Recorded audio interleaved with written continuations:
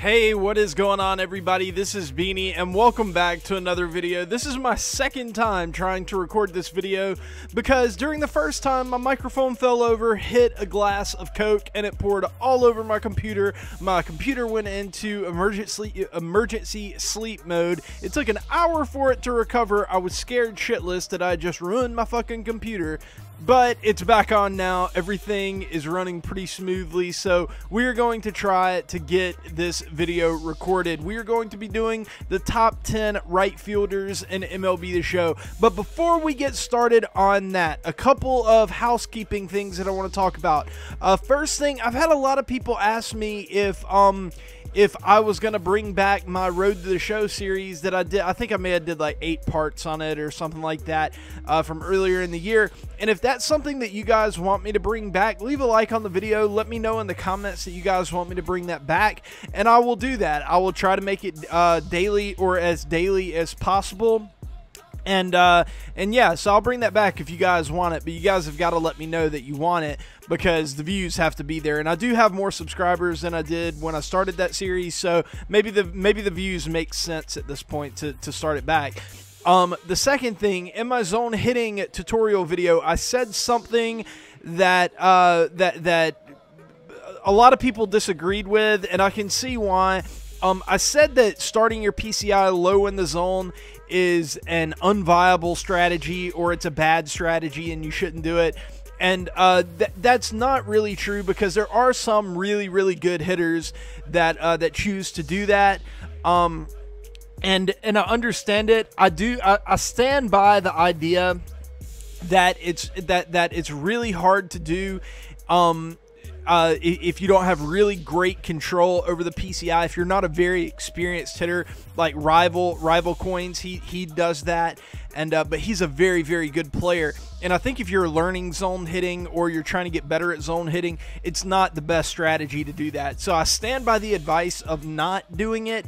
But if you get really good at the game and you think that might take your game to the next level, or it's something that you want to try out, maybe try it out, see if it fits for you.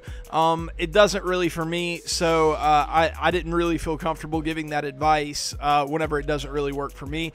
But anyways, aside from that, top 10 right fielders. This was an extremely difficult list to put together. I know I say that every time, but it's especially so with this list.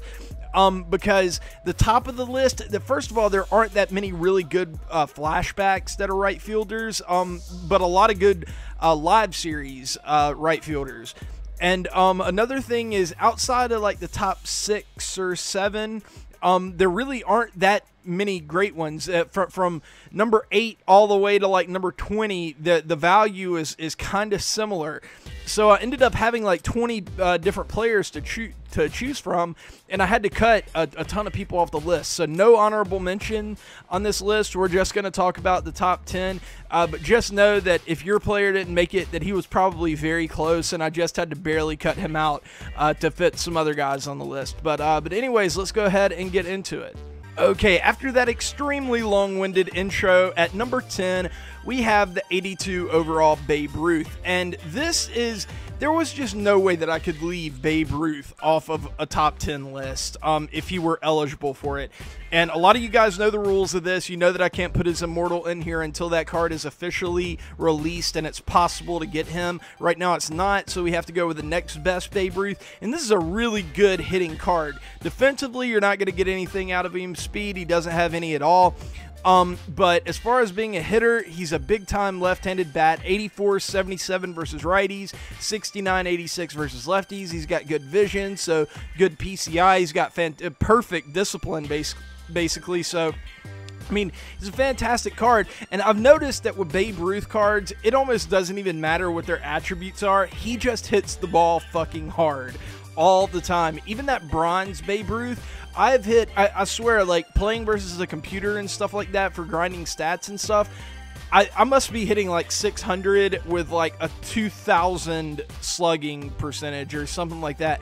It's absolutely insane how good that card is for what his attributes are. So I can only imagine. I don't have this 82 overall Babe Ruth, but I bet it's even better than that because this one has respectable attributes. So with that being in mind, there was no way I could leave him off the top 10. I had to put him on here in place of guys like the gold Jason Worth, the diamond, what's his face? The diamond Eno Slaughter, guys like that. I couldn't justify putting them on the list over Babe Ruth. At number 9, we have the 86 overall Justin Upton, and I said this whenever I reviewed this card, but he reminds me a lot of the Jeff Francoeur from 2016, an absolute monster versus lefties. Not so good against righties, but still not. I mean, he's still viable against righties, but just not very good at all.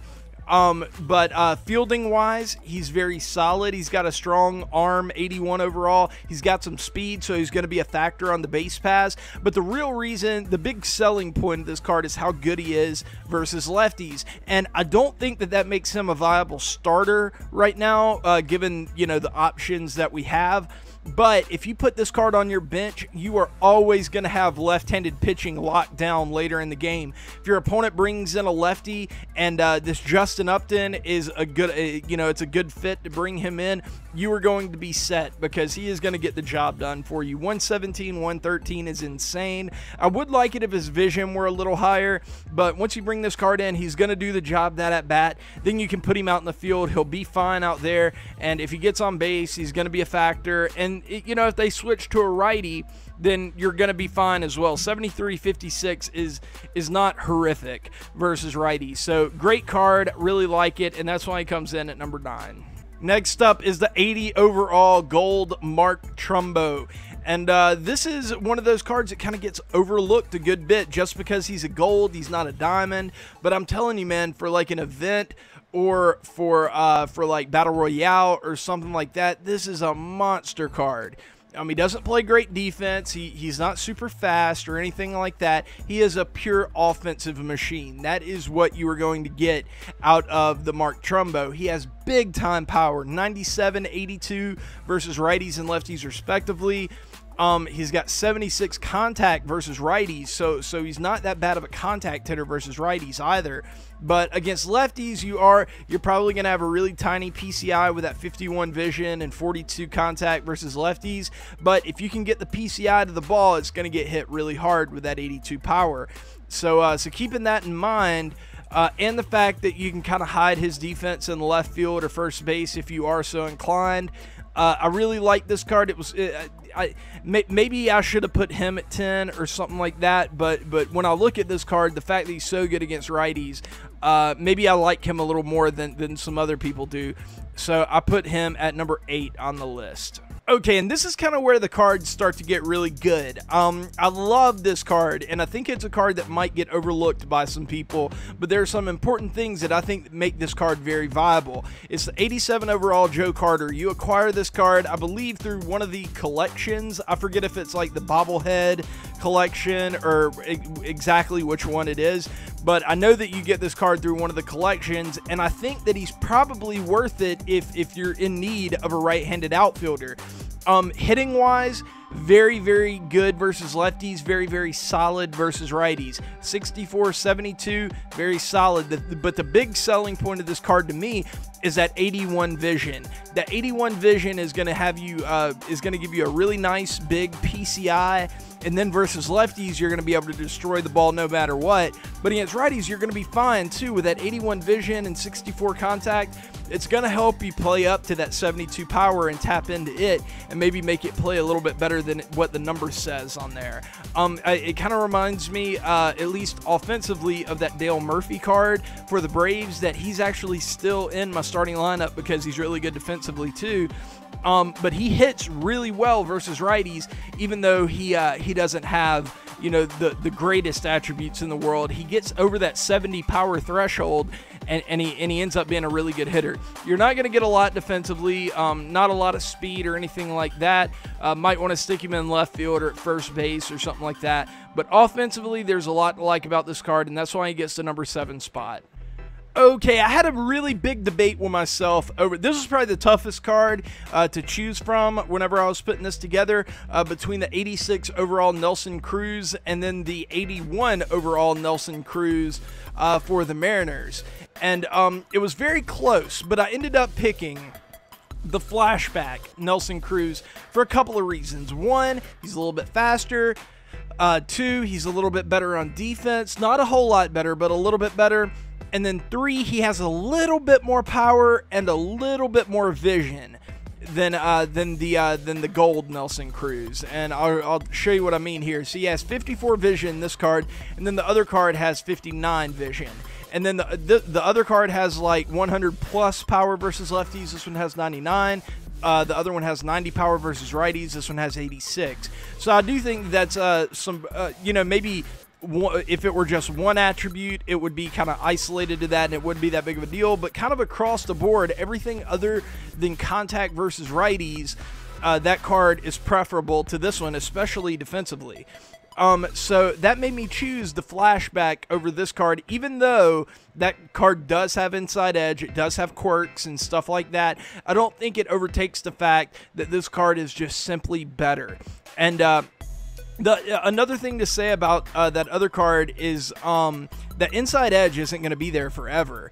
The inside edge is going to go away at the end of the season, and at that point, I definitely prefer the 86 overall Nelson Cruz over that one. But even right now, with the defense, I mean, he doesn't have great defense, but it's much better than the atrocious defense that the gold Nelson Cruz has. But with a better defense, with a better vision, with more power, a little bit more speed, all that, I got to give it to the 86 overall Nelson Cruz, and he comes in at number 6. Just because the Mariners missed out on that Nelson Cruz card doesn't mean that they aren't going to get a card on this list. The 86 overall Jay Buhner is more than deserving of a spot on this list. First of all, offensively, he's a power god, 103-90 versus lefties and righties. He has 54 vision, which isn't great, and he has mid-60s contact, which isn't great, but it's enough. You know, it's about average, so it's enough for you to feel relatively comfortable at the plate, and if you can put your PCI there, you're going to be able to tap into a ton of power, especially versus righties.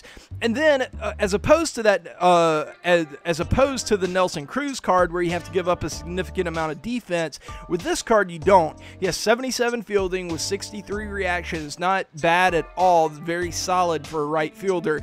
And then he has that big-time cannon of an arm at 95 arm strength with 82 arm accuracy. So all across the board, a very good card. The only thing that he really lacks is speed.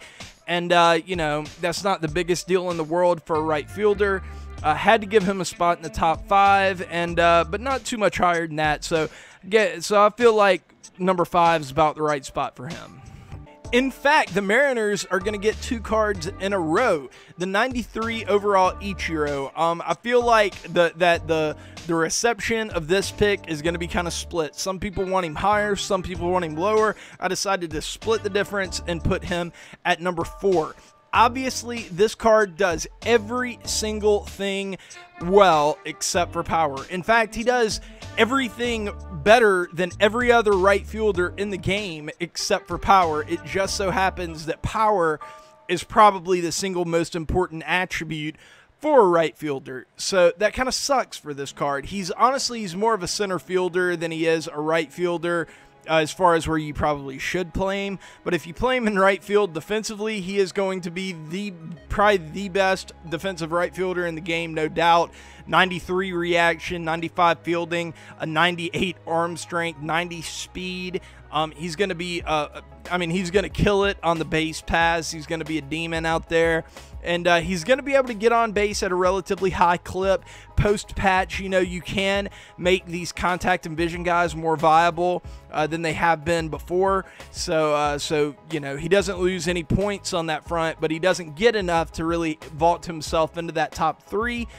I love this card. I really do. If I had him on my team, he would probably be my starting right fielder, you know, despite the lack of power and all that. But man, it sucks that cards like this have been devalued so much, because everything in my bones wants to put this card at number 1, but I just can't. So yeah, I guess let's leave it at that and move on to the top 3. At number 3 is Bryce Harper. It was kind of surprising to me, but the other 2 cards on this list, once I really started to dig into them, I liked them a good bit better. But obviously, this is a monster card. Versus righties, I mean, he's going to be insane. He's one of the few left-handed right fielders. So you have the advantage there. And against righties, I mean, good Lord. Right now he has 106 power, but generally you're going to have 99 power, 84 contact with 58 vision. And then against lefties, he's very viable. Maybe some days he'll play up with inside edge on that side as well. But right now he's 74, 66. Not bad at all. Defensively, he's fine. 71 reaction, 63 fielding. That's perfectly reasonable. And then he has a big old strong arm with 86 arm strength. Good speed, too, for a right fielder at 66. There's a lot to like about this card, but just not enough to get him above the number 3 spot. I feel like this card is overpriced, and I feel like Bryce Harper is going to be going down pretty soon. I don't know if you guys know this. It really shocked me, but did you know that in, well, 2 out of the 6 previous seasons of Bryce Harper's career, that he failed to crack 2 wins above replacement in 2 of those seasons, and he's on track to do it again. So that would be 3 out of 7 MLB seasons where he failed to be worth more than 2 wins above replacement for his team. That is crazy talk for a guy that is regarded in the esteem that Bryce Harper is. I mean, it's just crazy. I would say that he has underachieved so far. I mean, like, even though he has a 10 WAR season under his belt, he's been extremely good. The fact that almost 50% of the time he's not even cracking 2 WAR, I mean, that's crazy to me. I'm not saying he sucks or anything like that, but just like, come on, Bryce, you got to be more consistent than that, man. But he's been really bad or not really bad, but I mean, he hasn't been that great this year either. He's sniffing the Mendoza line, so I think that he is probably going to go down pretty soon. It kind of sucks though, because I like Bryce Harper, but you know, what are you going to do? But all right, let's move on to the top 2. Guys, this one breaks my heart. I want to put this guy at number 1 so bad. I want to put him at number 1 so bad. You guys don't even understand. I love the Mookie Betts card. I love it. 84, 87 contact, 69, 76 power, 90 vision. He's got good defense, 89, 82. He's very rangy for a right fielder. He doesn't have his arm should be stronger than this, honestly. But 70 arm strength is fine. Even though it does kind of play more for left or center field, it's still fine for a right fielder. It's not going to hurt you too much. It's just not going to help you a lot. And then he's got that 73 speed to go along with it. I mean, man, that is just a juicy, juicy card. It's like a poor man's Mike Trout or something like that. You know, he doesn't have quite the power in the game that Mike Trout does. Other than that, man, it's very similar cards. But I want to put this guy at number 1 so bad, but I just can't get past the fact that this guy has just slightly above average power for a right fielder, not, you know, well above average or elite power. If this guy had like low 80s power or high, even like mid 70s power for both righties and lefties, if he were like 77, 76 versus both righties and lefties, this would be my number 1 guy. And honestly, if I were picking between this guy and the number 1 guy, I would pick this card because I hit better with larger PCIs, and this guy has 90 vision, and the other guy has terrible vision. But I know you guys would roast me alive, I feel, if I put the other card or this card above that other card after really looking at the attributes. So I had to put this guy at number 2. That being said, let's see who's number 1. I think you guys have probably already figured it out. At number 1 is the 86 overall Aaron Judge.